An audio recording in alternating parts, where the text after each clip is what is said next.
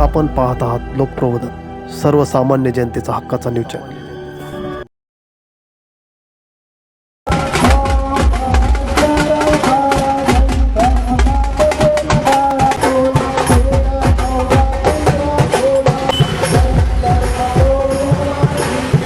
Nashik road येथे भगवान महावीर यांची 2624वी जयंती मोठ्या उत्साहात साजरी करण्यात आली। जैन धर्माचे 24वे तीर्थकर भगवान महावीर यांचा जन्म इसवी पूर्व 599 मध्ये चैत्र शुक्ल त्रयोदशीला झाला होता। जयंती निमित्ताने विशेष कार्यक्रम घेण्यात आले। कार्यक्रमाचे अध्यक्ष धीरज महेंद्र मुथा होते।